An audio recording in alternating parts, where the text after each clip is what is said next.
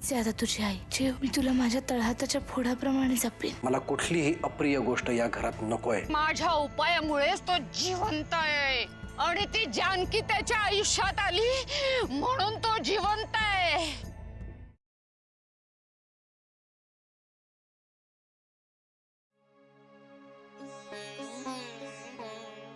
काही बोलायचंय? खरं म्हणजे हो, तुम्ही परशुदादांबद्दल जो काही निर्णय घेतलाय तो अगदी बरोबर आहे। पण सुगंधाचं काय? तिचं काय म्हणजे? स्वतःला त्याची बायको म्हणवते ना, मग त्याच्याबरोबर राहायला नको?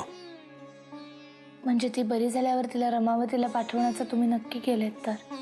मला एक कळत नाही जानकी, आपण का पुन्हा पुन्हा त्याच विषयावर बोलतो? का इतकी किंमत देता तुम्ही? दुसरे विषय नाही आहेत का आपल्याकडे? तसं नाही, पण ती मला सारखं बोलत होती की तिची जायची इच्छा नाहीये म्हणून। जानकी, मी तुला स्पष्ट सांगतो, त्या मुलीला माझ्या लेखी काहीही किंमत नाही। त्यांचं लग्न झालं तेव्हाही मी इथे नव्हतो। पण काहीही असलं तरी ती एका किल्लेदाराच्या नावाचं कुंकू लावते। ती ज्याच्या नावाचं कुंकू लावते त्यालाही अजून मी किल्लेदाराचा दर्जा दिलेला नाहीये। अमृता पण हेच म्हणत होती। सुगंधाचा काय दोष? मला एक कळत नाही, तुम्ही सगळ्यांनी मिळून तिची तळी उचलून का धरली एवढी? काय एवढी किंमत देता तिला? या एकूण प्रकरणाला खूप महत्व दिलंय असं नाही वाटत तुला? जसं तुम्ही म्हणाल तसं। मला फक्त एवढंच वाटत होतं की ते दोघं इकडून गेल्यानंतर जीवचं कसं होईल?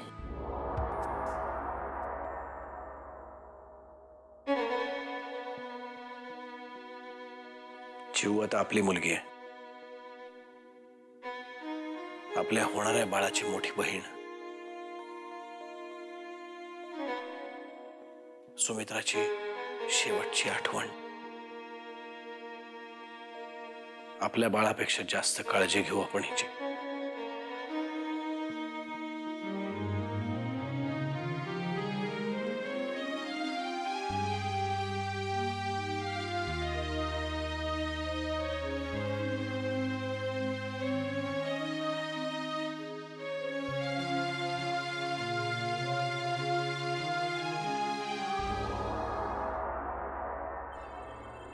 भवानीमाई, खूप मोठं काम केलंयस तू माझं। नरसिंह भाऊजी आणि जानकीच्या लग्नाबद्दल ती जे काही बोलली तेच जर मला नरसिंह भाऊजींकडून ऐकायला मिळालं तर जास्तच मजा येईल। त्यांच्याशी सविस्तरपणे बोललंच पाहिजे आता।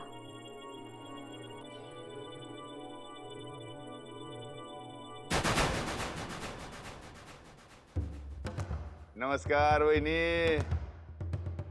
कडू जार औषध घेतल्यावर चेहरा का केलं हो मला बघून? आणि कालपासून इथं आलाय, भेटला पण नाही हो। आलात आडवे माझ्या वाटेवर काळ्या मंदिरासारखे। काय काम आहे ते बोला आणि मला जाऊ द्या। नाही म्हणलं वाड्यावर आलाय, काय काम काय काढलं इकडं? का लाडक्या दिराची आठवण आली? नाही नाही, अजिबात नाही होय? उलट तुम्हाला न बघताच इथून जायचं ठरवलं होतं। कसलं काय? तुम्ही इथे गिधाडासारखी गिरट्या घालत असता का इथे? होय, सारखं। इकडं का आला ते सांगा की हो। तुम्हाला काय करायचंय? हा, पण तुमच्यासारखं कोणीही मला घरातून इथे पिटाळून लावलेलं नाही। वहिनी, मला बी पिटाळून नाही लावले। मी आलोय इथं, काय झालं माझी बायको गेली की नाही, लय उदास झालो होतो मी। त्याच वातावरणामध्ये राहून म्हणलं फॉरेन चेंज काय म्हणतात की नाही, तसं जरा इकडे येऊन राहावं म्हणलं, म्हणजे माइंड एकदम वेल होऊन जाईल म्हणलं। हो, मग तुमची बायको तीही इथे लवकरच परत येईल। तिचंही मन व्याकुळ झालंय हो सवतीच्या आठवणींनी। कसं आहे माहिती आहे आपल्या दोघांचं? मांजर आणि कुत्र्यासारखं आहे, समोरासमोर आलो की नाही सारखं गुरगुरायलाच लागतोय शिपटी फुगवून। पण आपल्या भांडणाचा तिसऱ्याला लाभ होतोय, म्हणजे नरसिंह दादा आणि जानकीला कळतच नाही। म्हणून म्हणतोय एकत्र येऊ आणि एकत्र वार करू शत्रू। आता बघा इलेक्शनला तुम्ही उभ्या होत्या, मी तुम्हाला सपोर्ट केलता, आपण दोघं भांडलो, फायदा कोणा झाला? नरशिव दादाचा, ते जिंकून आणि तुम्ही पडल्या. असं होते ते सारखं, म्हणून म्हणते मी. तुम्हाला जे काही बोलायचंय ना ते पटकन बोला. अहो, तेच बोललो मी. आता दोघं एकत्र येऊ आणि शत्रूवर वार करू. तुमचं ठीक आहे हो, तुम्ही कसेही असलात तरी शेवटी किल्लेदार आहात, त्यामुळे तुम्हाला सहन करावंच लागेल. पण ती दीड दमडीची तुमची बायको, तिचं काय करायचं? काय वाटेल ते करावं, काय फरक पडत नाही. तशी मला पण लई डोई जड झाली ती. सारखं आगाऊपणानं वाचा वाचा बोलत असते. मायला एवढं कधी ऐकून नाही घेतलं कोणाचे. काय वाटेल ते करावं, आपला फुल सपोर्ट आहे.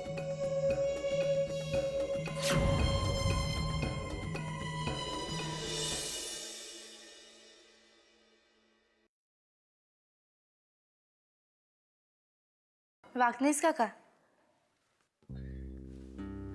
साहेबांनी बोलवलं होतं म्हणून आलो. म्हटलं त्यांना वेळेत तोपर्यंत बसावं इथे. बसा ना, मी चहा पाठवते. नाही, मी चहा घेऊन आलोय. मला जरा तुमच्याशी बोलायचं होतं. जानकी वहिनी, वामनराव आणि साहेबांमध्ये काही बिनसलंय का? नाही म्हणजे गेल्या काही दिवसांमध्ये तसं जाणवतंय. वागणेस काका, तुमच्यापासून घरातली कुठलीच गोष्ट लपून राहिली नाहीये. तुम्हाला जे वाटतंय ते खरं आहे. नक्की झालंय काय? कारण साहेबही मला काही बोललेले नाहीये. सुमिताईचं जेही काही झालंय ते परशुदादांमुळे झालंय असं वामनदादांना वाटतंय. आणि त्यामुळे त्यांचं असं मत आहे की परशुदादांना शिक्षा झालीच पाहिजे. मला असं वाटतं की यामध्ये वामनरावांचं काही चुकीचं मत नाहीये. पण ही वेळ चुकीची आहे. कारण आता या परिस्थितीमध्ये साहेब कुठलीच चूक करणार नाही. नाहीतर मग मीडियाला आयतच कोलीत मिळेल. पण मग नक्की चुकतंय काय? का ह्यांची चूक आहे असं तुम्हाला वाटतंय? नाही, नीट पाहिलं तर दोघांची काही चूक नाहीये. त्या दोघांना जे काही वाटतंय ते त्यांच्या त्यांच्या ठिकाणी खूप प्रामाणिक आहे. त्यामुळे मी वामनरावांशी बोलू का आज उद्यामध्ये? मला वाटतं की नको. त्यामुळे उगाच गैरसमज वाढतील. आत्याबाई म्हणतात तेच बरोबर आहे. वेळ हे सगळ्यावरचं प्रभावी औषध आहे. पण असंच चालू राहिलं तर आयुष्यभरासाठी संबंध तोडून घेतील दोघे. कारण वरवर पाहता वामनराव जेवढे सोपे वाटतात तेवढेच ते आतनं अवघड आहेत. साहेबांचं बरं आहे, एक घाव दोन तुकडे केले की पुन्हा चर्चा नको. तुम्हाला असं वाटत असेल तर मग तुम्ही बोलून घ्या. म्हणजे नंतर असं नको वाटायला की कुठला तरी मार्ग राहून गेला म्हणून. मी फक्त चर्चा करणार नाहीये बहिणी. त्यांना पटवून देईल की साहेब आता किती नाजूक परिस्थितीमध्ये आहेत ते. तुम्हाला वाटतं प्रश्न एवढ्या सहजासहजी सुटेल म्हणून?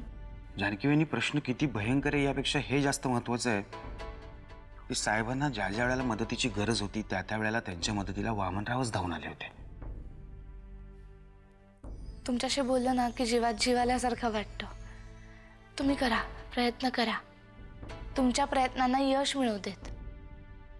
आणि लवकरात लवकर हे दोघं जण पुन्हा एकत्र येऊ देत.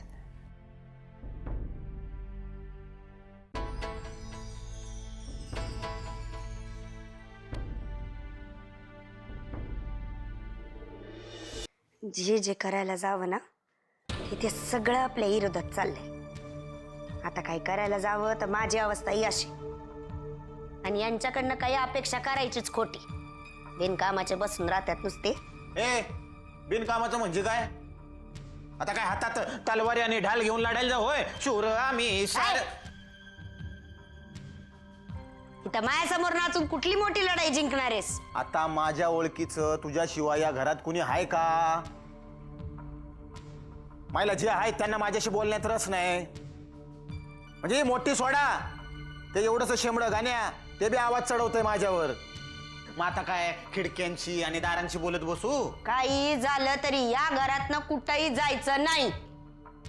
असा आवाज कधी नवऱ्यावर चढवला का? चढवलं नाही ना, म्हणूनच ही येळ आलीये.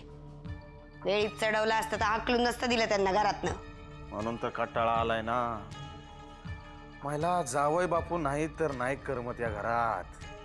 असं वाटतं ना निघून जावं रामावतीला परत. हा परत एकदा बोललास ना तर घरात बाहेर निघायच्या लायकीचा ठेवणार नाही बोडक्या तुला. ए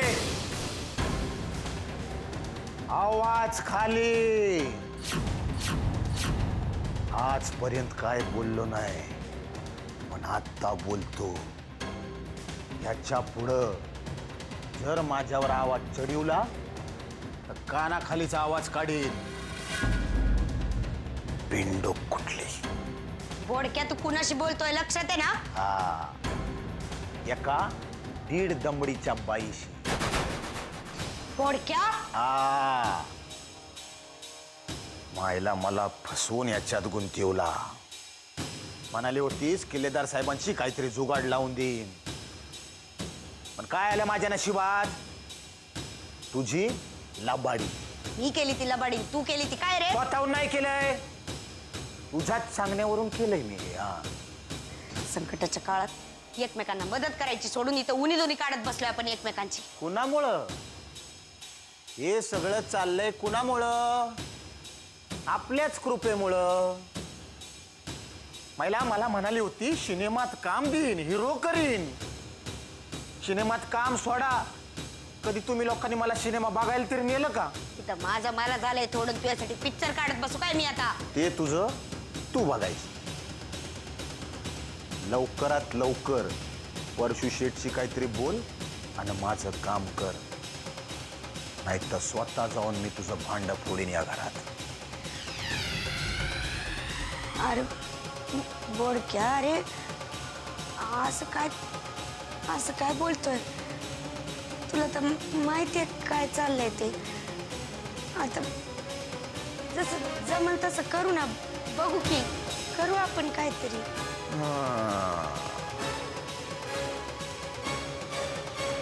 आता कसा आवाज खाली आला किल्लेदार बाईंचा. हा आवाज पुढचे काय दिवस असाच ठेवायचा, नाहीतर गाठ या बाजाजीराव बोडकेशी आहे.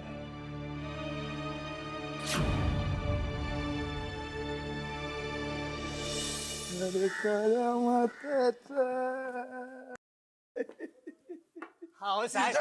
काय करतो रे? कोण आहेस तू? अरे मी शंभू, तुम्हीच बोललेलं ना मला. काय दारू बिरू डोसून आला काय? मी केव्हा बोलवलो तुला? हो साहेब, साहेब मी आणला याला. हा शंभू, तुम्ही म्हणला होता ना जेवणासाठी माणूस आण म्हणून, त्यासाठीच आणलं याला. नरसाळ्या, तुला बाई आणायला सांगितलं होती की नाही मी? या थेरड्याचं काय थेरडं घालू रे? पण साहेब बाई नाही मिळाली कुठे एवढे अर्जंट, म्हणून आणला मी याला. हा पण साहेब, हा स्वयंपाक फार छान बनवतो. हा तुम्ही फक्त त्याला एक संधी देऊन बघा. होय साहेब, एकदा संधी द्या. मी शिरा, पोहे, चपाती, भाकरी, भाजी, पुरणपोळी सगळं बनवतो. आणि रातच्याला काही वेगळं लागलं तर ते बी बनवतो मी. सगळं येतं मला बघा, सगळं येतं मला. मायला लय भारी माणूस आहे रे तू. याच्या अगोदर कुठं होता? एका वैद्याकडे होतो. असं कुठला वैद्य म्हणायचा? सगळंच शिकवलं त्यानं. आणि आता कुठं राहतो? आधी त्यांच्याचकडे राहायचो, पण आता घर नाही राहायला, देवळात राहावं लागतं. साहेब तुमची सेवा करायला मिळालं तर फार बरं होईल बघा. देतो, होय सेवा करायची एक संधी देतो. हा साहेब. पण सध्या माझ्या पोटामध्ये कावळे वाढायला लागले. हा? चमचमीत काहीतरी खायला करून आण. आता आणतो की. जरा स्वयंपाक घर दाखव. मी दाखवतो. आणतो मी आता. चल चल चल चल चल. यायला अजून नाश्ता व्हायचा आहे, नंतर बसूया.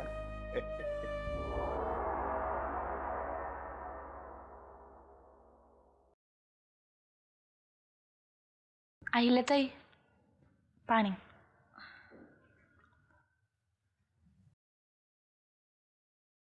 कशी झाली तुमची ट्रिप?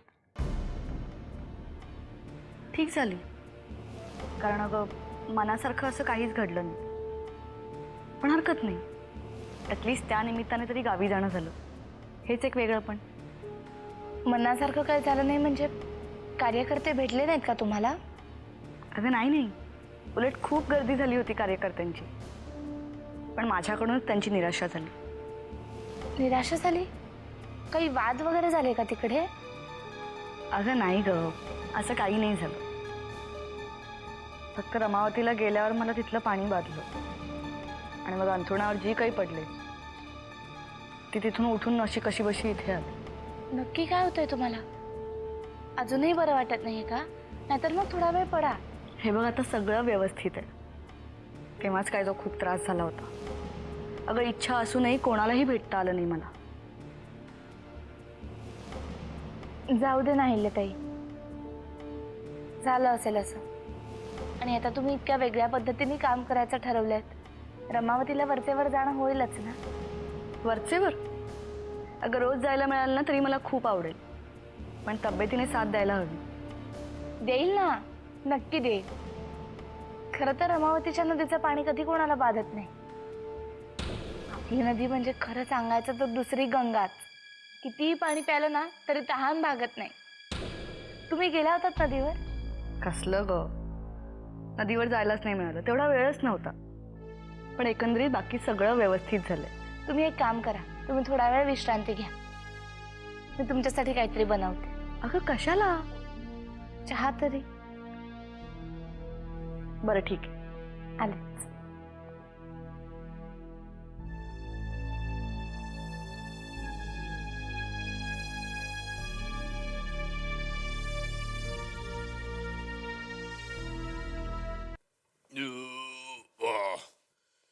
बोल ग, तू कशाला एवढं टेन्शन घेते ग?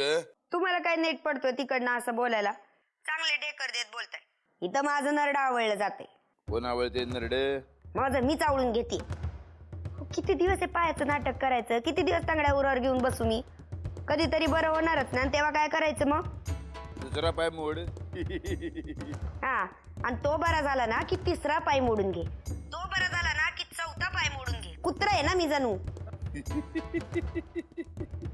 आणि तो पोडक्या सुद्धा म्हणालाय मला, जर का त्याला हिरो व्हायचा चान्स मिळाला नाही ना तर तो जाऊन नरसिंह भाऊजींना सगळं खरं खरं सांगेल म्हणून. आणि जर तसं झालं ना तर मला पण तिकडे येऊन राहायला लागेल तुमच्या बरोबर. याचा विचार तू लग्नाच्या आधी करायला पाहिजे होता. आधी तर मोठ्या गप्पा मारत होतीस तू. लगीन झाल्यानंतर मी घरात त्यांना गुंडाळून ठेवीन, माझ्या तालावर नाचवीन, काय बी करू शकलीस नाही तू. आता स्वतःवर पाळी आली घराच्या बाहेर पडायची. मी कुठं बी जाणार नाही, आम्ही सांगून ठेवते एकदाच तुम्हाला. ये मला कशाला सांगते तू?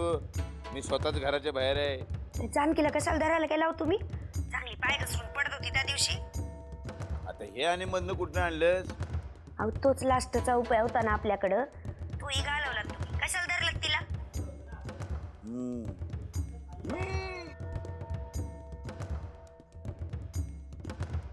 अगं नरसाळे, मी तिथं उभा राहून नुसता बघत राहिलो असतो की नाही वहिनीने पडताना, तर दादाने मला त्याच वक्ताला बाहेर पाठवलं असतं घराच्या. एक तुरुंगात तरी ना, तर डायरेक्ट वरचं तिकीट काढून दिलं असतं. माहितीये का तुला? हो, त्या जानकीचं पोरग तिच्या पोटातच मेलं पाहिजे ना, असं काहीतरी करायला पाहिजे ना आता. ये पोटातली पोरं मारायची मला काही छंद आहे व्हय? वाटेल ते सांगते.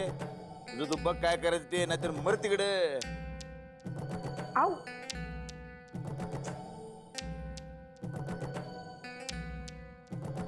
काय पण बडबडती आपली. कुणाचं पोर पाडायचा विचार दिसतोय. पाहिजे तर मी तुम्हाला मदत करतो.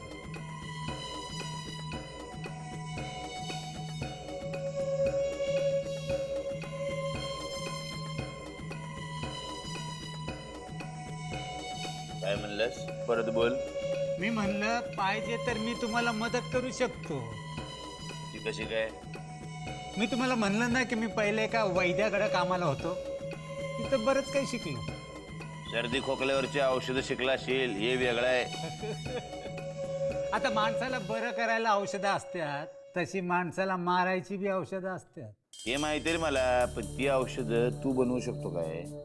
मग काय तर, आता तिकडे बायका यायच्या आणि म्हणायच्या की पोटातलं पोर पाडायचं औषध द्या म्हणून. माहिती आहे मला कसं बनवायचं ते. माझी वहिनी आहे की नाही, तिच्या बी पोटातलं पोर पाडायचे. देऊ शकतो काय औषध? आता वहिनीच्या पोटात विष्णूचा अवतार आहे का जर मारायचं नाही म्हणाल? उद्याच घेऊन येतो की. मायला लय भारी आहे रे तू.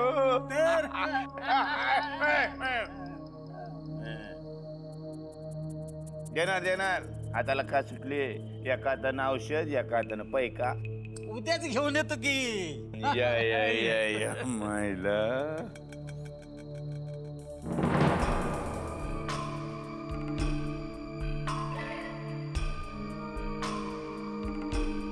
अभी देखो मेरा जलवा, जलवा जानू मेरा जलवा.